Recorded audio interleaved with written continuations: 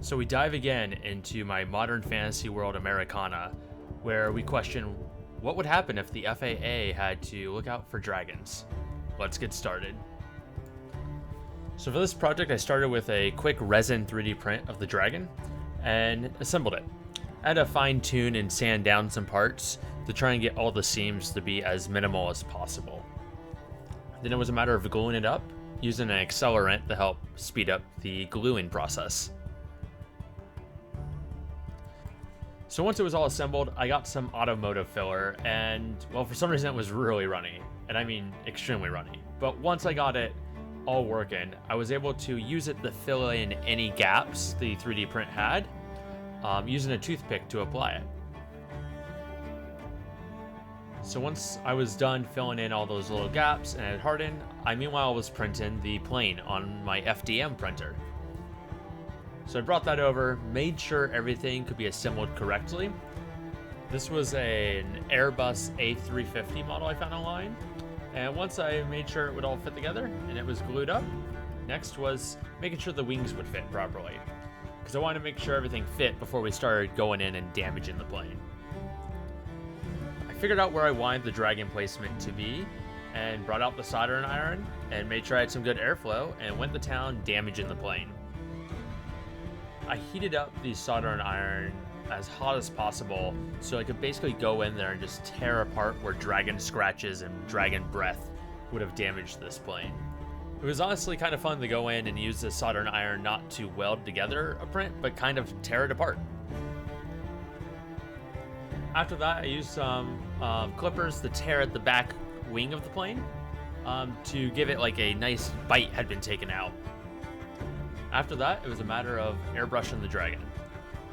The airbrush is still relatively new to me, so this was kind of just a lot of trial and error of layering up different layers of paint to kind of give a good base coat before going in and painting in more details. So while I paint this, let me tell you though a little bit more about this piece.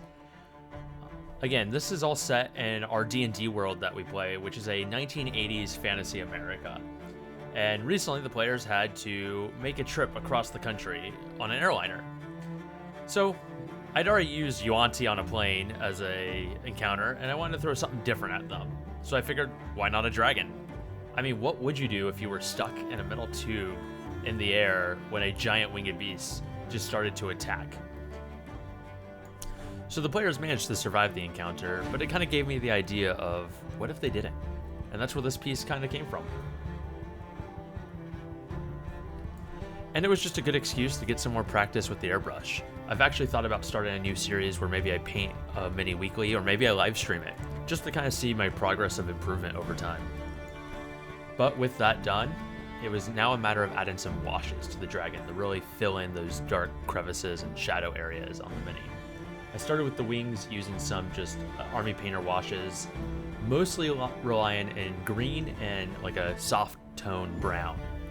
These really make those details of the model just pop.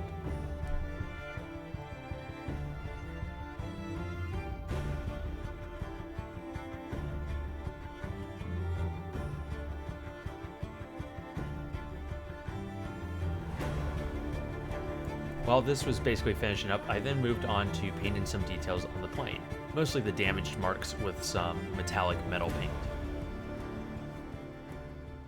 Using a really fine tip brush to get into all those tight areas, I went in and just did a nice 2-layer paint job.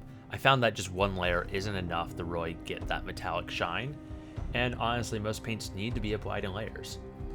It did pop a little bit more on these wings here though, as the black paint gave a nice dark background for the paints to just pop right off of. Almost like, you know, the wings which were about to pop off the plane.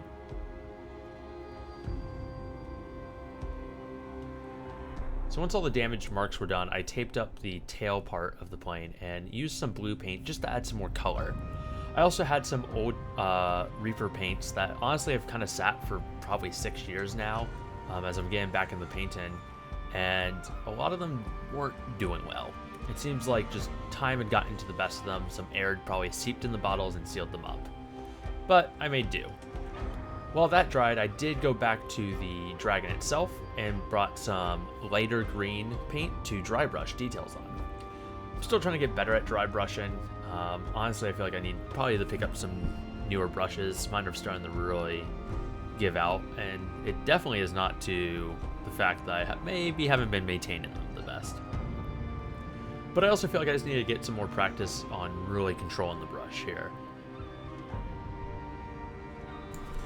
I made sure to kind of think of where all the light would be hitting the dragon and those highlights would pop, and went in and added some detail there. Then, the dragon was complete. Well, except for one part, the eyes. You know, those things I feel like were not really good or easy to paint. I mean, with this being a larger model, it was definitely easier to get some detail in there, but it's definitely something I'm gonna have to spend some more time practicing.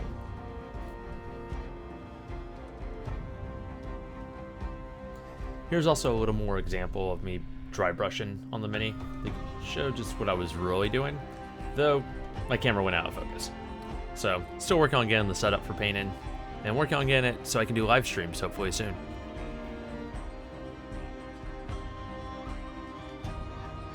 Then it was just a matter of assembling the wings together and gluing them to the plane.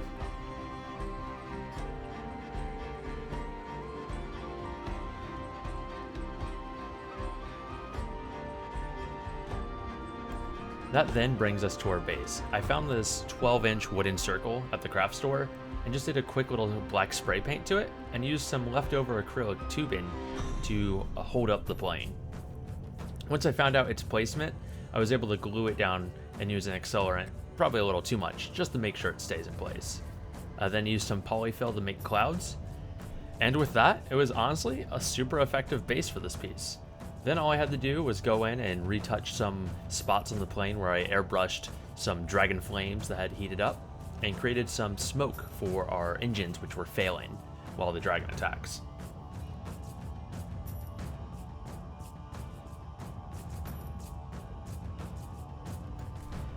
After that, it was just gluing the whole piece up and putting the dragon on top. Dragons, you know, are known for attacking planes. And like any other beast of the air, a dragon would probably strike the neck of a plane thinking it would be its weak spot. Or maybe that's just where they store the cookies. And with that, I present the final piece. Till next time when we venture more into this modern fantasy world through some dioramas. Take care, guys.